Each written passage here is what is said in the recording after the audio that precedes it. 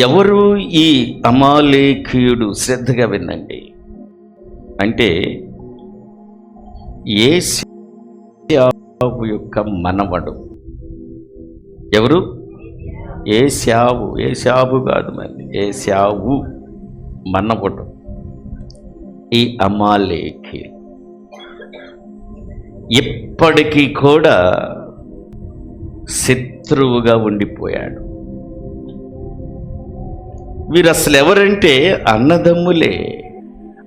ఎడారి ప్రాంతంలో ఉంటారు. ఎడారి ప్రాంతములో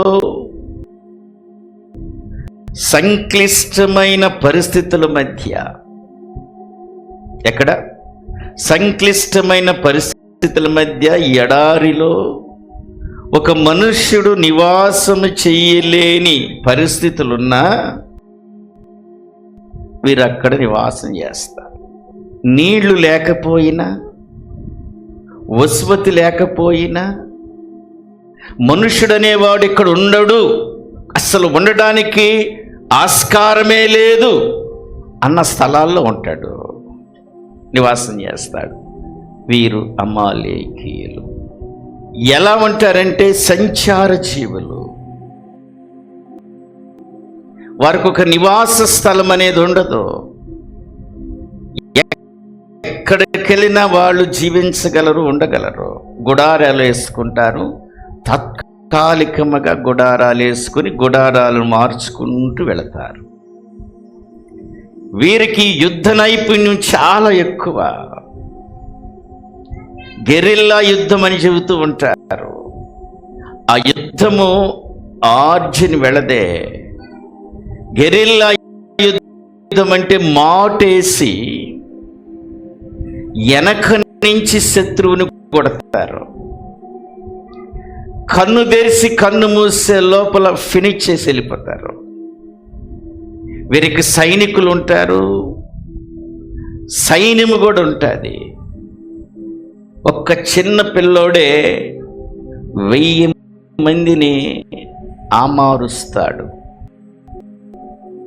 కన్ను తీసి కన్ను మూసే లోపల ఆ మాయలో పడేసి వెళ్ళిపోతాడు. వీళ్ళు అమాలేకీయులు. వీళ్ళు ఎట్లా ఉంటారో తెలుసా? చాలా ఒక వి షేపులో, అంటే ముందు ఒకడు ఉంటాడు, ఇటుక యారో తెలుసు కదా, బాణం వెల్లింగా ఉంటారు. ముందు ఒకడు ఉంటాడు, వాడి వెనకాల ఒకటి, వాడి వెనకాల. చాలా దేహ దారుఢ్యం కలిగి ఉంటారు. వీళ్ళు గుంపులుగా ఉంటారు. ఎడారిలో జీవిస్తున్నారు కదా, పెద్ద ఇసుక తుఫానులో కూడా మన్నన కలిగి బ్రతకగలిగిన వారు వీళ్ళు అమాలేకీయులు. యుద్ధం చేశారంటే మెరుపు దాడి అంటారు చూడండి, అలాంటి మెరుపు దాడి చేస్తారు. వీళ్ళు అమాలేకీయులు. వీరు యుద్ధానికి వెళ్ళేటప్పుడు అపవాదిని పూజిస్తారు. వీళ్ళకి 3 దేవతలు ఉంటాయి. ఆకాశానికి అంటే దేవతలను 3 పెట్టుకుని హేయకరమైన దుష్ట పూజలు చేస్తారు. వీళ్ళు సాతానికి సాదృశ్యము. ఎవరికి? వీరు యుద్ధం ఎలా చేస్తారంటే, శత్రువు వాడు వచ్చేటప్పుడు, ఆ ఎదుటివారు బలహీనముగా ఉన్నప్పుడు, ఆదమార్చినప్పుడు వచ్చి యుద్ధం చేసి వెళ్ళిపోతారు. వీళ్ళే అమాలేకీయులు. ఇప్పటికి కూడా అపవాది మనుష్యుల మీద వీడిని వాడుతూనే ఉన్నాడు. బలహీనులుగా ఉన్న వారిని, ఆదమరిసి ఉన్న వారిని, సిద్ధపడుకునున్న వారిని ఇంకా తర్ఫీద్ అవుతున్నారు. ఇంకేం చేస్తున్నారు? తర్ఫీద్ అవుతున్నారు. తర్ఫీద్ కంప్లీట్ చేయకముందే వారి మీద దాడి చేసేస్తారు. ఎడారిలో ఉండి ఈజిప్టు మరియు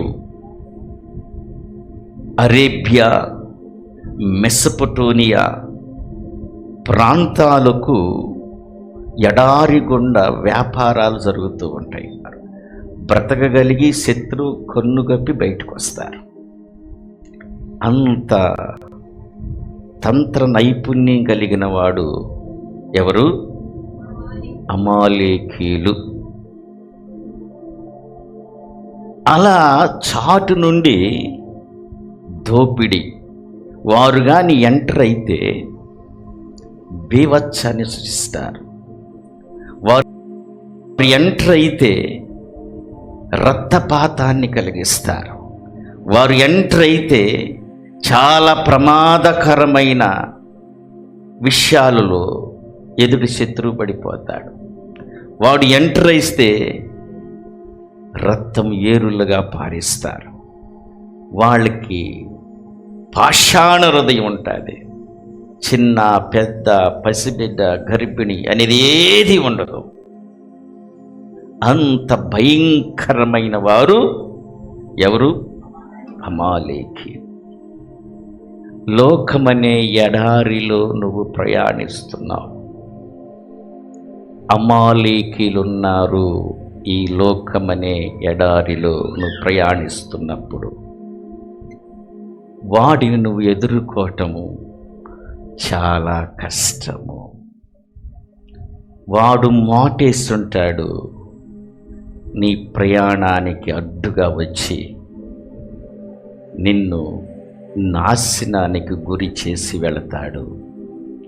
వాడు చాటునుంటాడు, గొరిల్లా యుద్ధం చేస్తాడు. వాడు ఇసుకలో ఉంటాడు. తుఫాను వచ్చే లోపల, తుఫానులో కూడా వాడు నిన్ను అటాక్ చేసి తుఫాన్లో వెళ్ళిపోతాడు. ఇప్పుడు అలాంటి వాడిని నువ్వు ఎదుర్కోవాలి. యేసు నామములో నువ్వు ఎదుర్కొందువుగాక. ఇందావు ఈ అమాలేకీలు ఎలా ఉంటుంది తెలుసా? కొంతమంది ఆ బూట్లు ఎక్కడ మోకాళ్ళ దాకా ఉంటాయి బూట్లు, వారికి ఆ చర్మముతో ఆ బూట్లకు ప్రత్యేకమైనవి. ఆ ఇసుకలో కూడా అత్యంతంగా వేగంగా పరిగెత్తగలరు. ఒక గ్రూప్ ఏమో పదునైన బాణములతో ఒక చాటు ఉంటారు. కొంతమంది కత్తులతో ఒక చాటు ఉంటారు. దాంట్లో 10 సంవత్సరాలు 12 సంవత్సరాల పిల్లలు కూడా ఒక 100 మందితో సమానముగా రాటుదేళ్ళు ఉంటారు. ఆఖరికి నీళ్లు, చీకటి, గాలి కూడా ఆడిన ప్రదేశంలో ప్రశాంతంగా బతకగలిగిన వారు ఆ విధంగా తయారయ్యారు. వాడే అమాలేకీయుడు.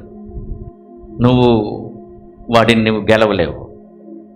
ఇక్కడ మోషే అంటున్నాడు, నువ్వు కొంతమందిని తీసుకుని, యెహోషువ పరాక్రమశాలి, యుద్ధ వీరుడు, ఒక్కడెళ్ళి చంపేయచ్చుగా.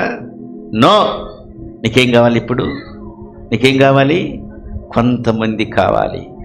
ఆ కొంతమంది నేను యెహోవా కర్రను చేతబుట్టుకుని ఎక్కడికి వెళ్తాను? శిఖరాగ్రం మీదకి వెళ్తాను. 2 చేతులు ఎత్తుతున్నంతసేపు ఎవరికి చెయ్యము? ఇజ్రాయేలీలకి చెయ్యము. చేతులు దింపేస్తే అమాలేకీలు గెలుస్తున్నారు. ఇప్పుడు నీ జీవితములో అమాలేకీలు గెలవకుండా ఉండాలంటే నీకు కావాల్సింది మోషే, నీకు కావాల్సింది ఉహురు, నీకు కావాల్సింది అహరోను. ఈయన చేతులు ఎత్తలేకపోతున్నాడు, భారం అవుతున్నాయి. ఆ భారాన్ని పంచుకోవటానికి హూరు, అహరోను తోడుగా తోడుగా వచ్చి ఆయన చేతులను పట్టుకున్నాను. దేవుని బిడ్డ, కింద జయం ఎప్పుడు వస్తుంది? ఆయన చేతులు ఎత్తినప్పుడు.